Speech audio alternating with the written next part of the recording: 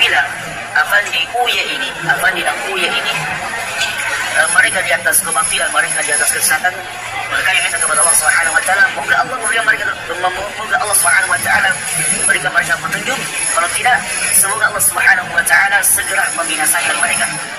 Ana berdoa di depan Ka'bah, di Masjidil Haram, di tempat yang penuh dengan kemuliaan, Afandi dengan Uya, Allah Subhanahu wa taala membinasakan keadaan mereka secepatnya dengan sekonyong-konyongnya. Jadi kalau saya mendoakan abang dan kelompoknya, semoga, bukan masalah sesat lah, abang ini nggak sesat, cuma kurang pandai. Sesat itu orang pinter, bang. Ini baca kitab keliru kok sesat, bukan, ibu, bukan, nggak sesat. Saya doakan, asallahu ayyukhrija min aslabikum man yatafaqqahu fid dini wala yukhti'u fi fahmil ibarati aslan. Semoga Allah keluarkan dari sumsum abang-abang ini keturunan berupa orang-orang yang pandai memahami ilmu agama, tidak salah-salah membaca kitab. Ya elah bang, nggak usah lah gitu-gitu bang. Kenapa sih? Kalau debat ilmu, kalau ada kemampuan dibantah, kalau nggak ada kemampuan ngaku salah, gitu aja bang. Nggak usah terlalu baper gitu, apa segala doa-doa orang biar mampus atau apa. Lagi pula kalau abang ini nggak masuk ke sesat sebetulnya, karena sesat itu biasanya sudah keren bang, sesat itu sudah keren. Kalau abang ini bukan sesat sebetulnya, nggak paham. Jadi Salafi Wahabi itu sebetulnya kalau masalah imsak bukan sesat lah, cuma mungkin baca kitab nggak ngerti isinya dengan benar, itu saja sih. Lagi pula seandainya memang ini antara sesat dan tidak sesat, katanya mau ikut Rasulullah Shallallahu Alaihi Wasallam. Rasulullah itu nggak mengajarkan doa begitu bang. Coba baca sejarah Rasulullah ketika ditimpukin di Taif, ketika berdakwah di Taif. La yastajibuhu ahadun, satu pun tidak ada yang ikut dakwah Rasulullah. Yang ada justru malah Rasulullah diusir dari Taif, ditimpukin. Bagaimana Rasul kakinya sampai berdarah, sandalnya sampai penuh dengan darah. Itu kan mereka orang-orang sesat semua bang. Nah itu sesat namanya.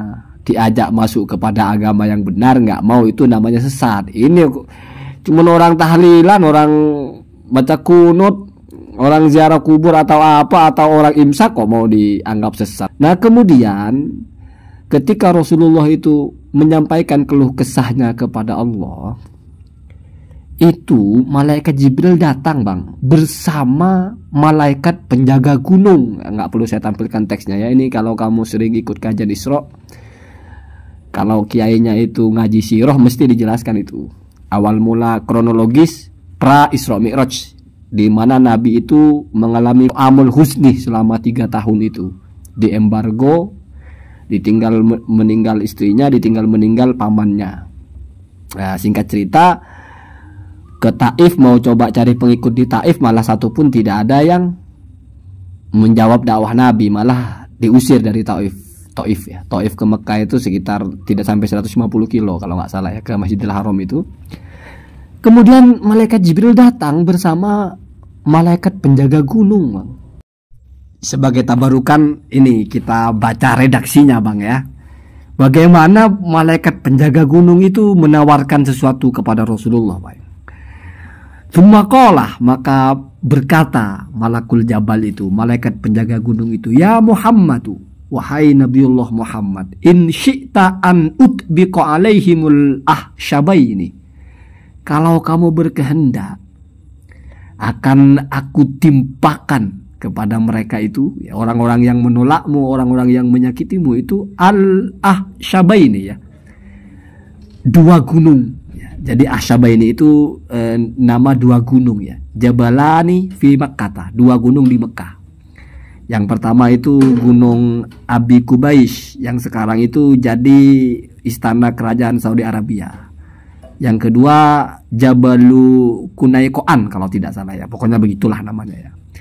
Mungkin hitungannya itu 2 gunung itu udah cukup untuk membuat mereka itu mampus semua gitu.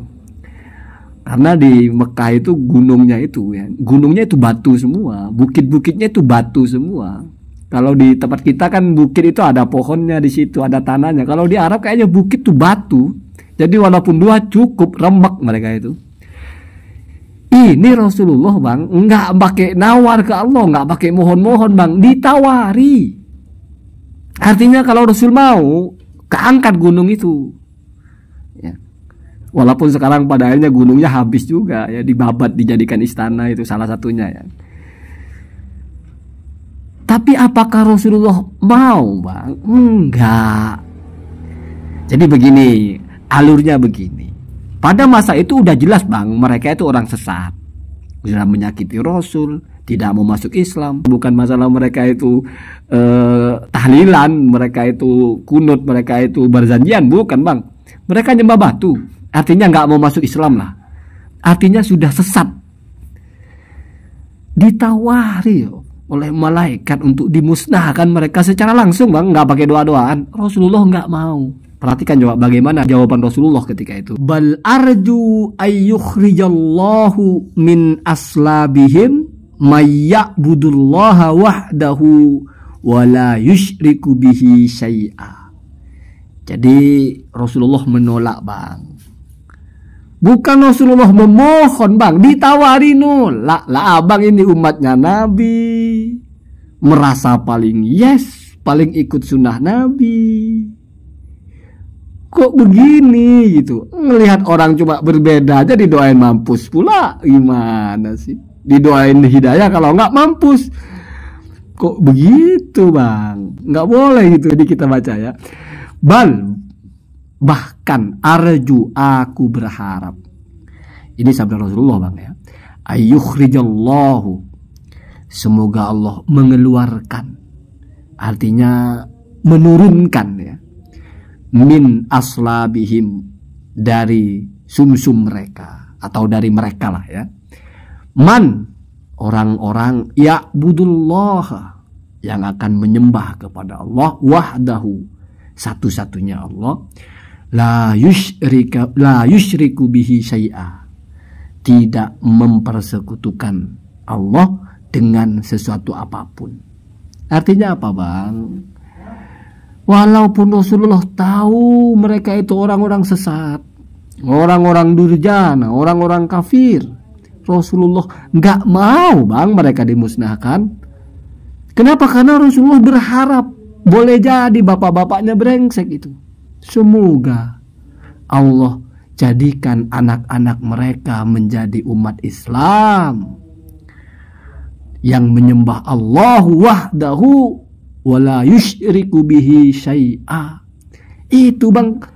Jadi kalau saya mendoakan abang dan kelompoknya, semoga, bukan masalah sesat lah, abang ini nggak sesat, cuma kurang pandai. Sesat itu orang pinter bang.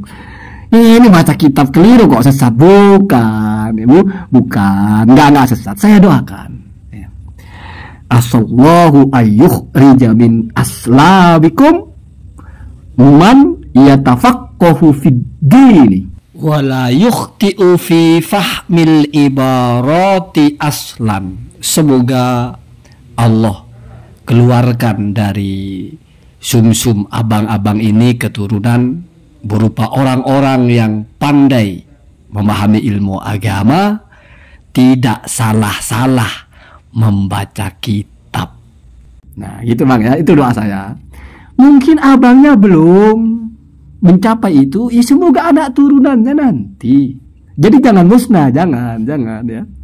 Seandainya pun mau ditawari, mau digempur pakai apa, jangan. Kita doakan saja. Siapa tahu nanti dari abang ini, ya tapi ya disekolahkan yang benar bang. Jangan cuma diikutin kajian Sabtu Minggu gimana jadi ahli mutafaqih fiddin bang, jangan. Disekolahin di pesantren ya, diajari agama dengan tertib gitu ya. Jadi saya doakan bapak-bapaknya bolehlah aneh-aneh begini, semoga anak-anaknya enggak nanti ya, enggak akan didoakan musnah ya. Karena kita umat Rasulullah itu menjadi pembeda dengan umatnya Nabi Nuh, dan Nabi Nuhnya adalah kita tidak mendoakan keburukan.